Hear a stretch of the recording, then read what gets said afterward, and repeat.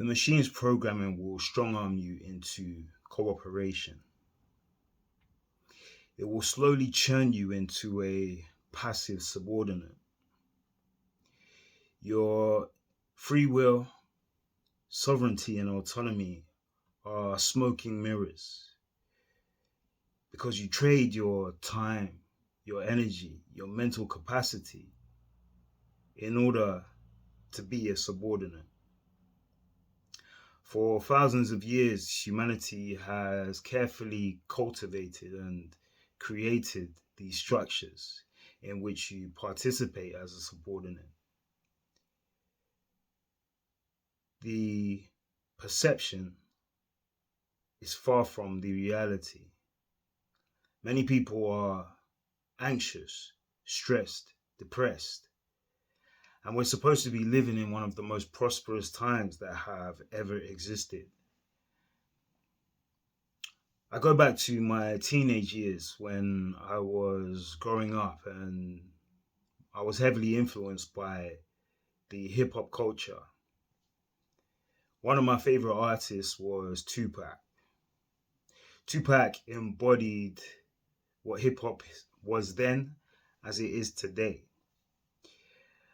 And I talk about hip hop, the genre, mainly as it coming from a particular culture and not so much, the artists that are within it. There are different variations of hip hop and rap. You can have conscious rap, which is a lot more positive, and then you have the negative side of rap or hip hop, where violence, gang culture, drugs are heavily promoted. Now, Tupac, for instance, was a spectrum of a character. He was someone that was passionate but could be aggressive. He was an artist, expressive. He loved people and people loved him, although he had his battles, which in the end would be his downfall. But the message in general in a certain aspect of hip hop is very negative.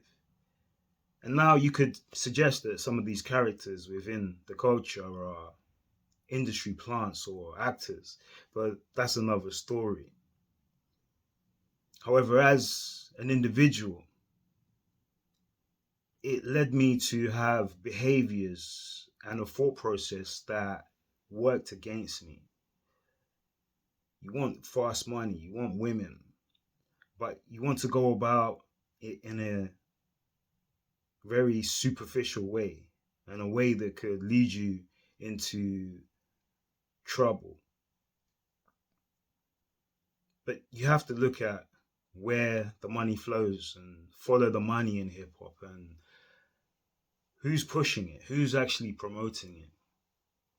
So at the top, you have the CEOs and maybe the A&Rs or whoever that may be.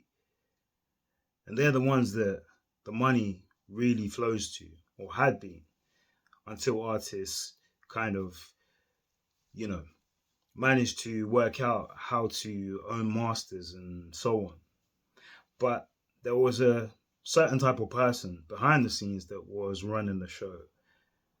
And they would promote and push this culture, this negativity. And what I see is a manipulation of a people, almost an enslavement going back 200, 300 years. And the people that push the message and influence people to go in a certain direction, it's self-destruction. And that's why I feel the machine allows for certain cultures to be destroyed and to be destroyed from within. They allow it to happen. They allow it to be pushed. And therefore, this damages individuals coming up in a young age, going into adulthood and still being in an arrested development. not being able to empower themselves or to go in a different direction. It's a struggle when life can be a struggle for many anyway. So you have to wonder why this message can be so propagandized and pushed. Now, obviously, it's the money, but at the same time, I feel like there is a certain level within the power structure that allows for cultures to not promote themselves in a better light and to really prosper. Those people don't want challenge from individuals banding together and becoming a community. They want to strong arm you. And this could be through various measures. So let's take the education system through to the job environment, and then societal pressures, and also your parenting, where it really begins from birth. The programming, the scripts are given to you, and then there are scripts upon scripts, and then programming upon programming, and it's difficult for many to exit that. It's tough, and that's what I initially found in my own life. Parents coming from a different country and trying to adapt. But then you have on top of that TV, media, and your peers as well. Who you're around dictates sometimes where you're going, what direction you will go into. And I believe this is a funneled structure from the get-go. The moment you exit your mother's womb, it all begins from there. So as I go back to, why would those that have a element or stronghold on power want to keep people at the bottom? They don't want to be challenged. They want to preserve what they have and gain even more resources and power. It's not difficult to understand that, because if I was in the same position, I may do the same. Nepotism, wanted to promote from within, because when you look outside, people are going to challenge you. People want to go against the status quo. And to keep people small, they feed you with entertainment, bread and circus. They don't want anyone to ruffle any feathers. So you have different sects, SECTS, I believe that is, different religions, different cultures, different races, divide and conquer to keep people at a certain level. Give them just enough to be distracted, to not want to band together.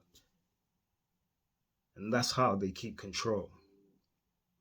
So I say to you is that question the scripts and the programming that you have that has been enforced upon you.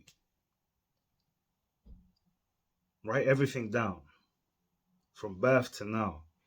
If you're in a position where you feel you want to grow, you want to escape that past part of you, because you know that you have more. You know that everything outside of you is a distraction. And I would suggest, if you can, and you're at the point where you're independent from a lot of societal's entrapments, that could be a mortgage, that could be having kids, that could be having a girlfriend at this point of time where you don't have many responsibilities. this is a great opportunity for you. But if you do have those, more power to you. But you've got to work a bit harder than those without those so-called distractions. But it is about banding together. Sorry, it's about finding people who align with your mindset. And as I said in my previous video, for myself, psychologically, physically, mentally, whatever it may be, it's time to destroy and rebuild.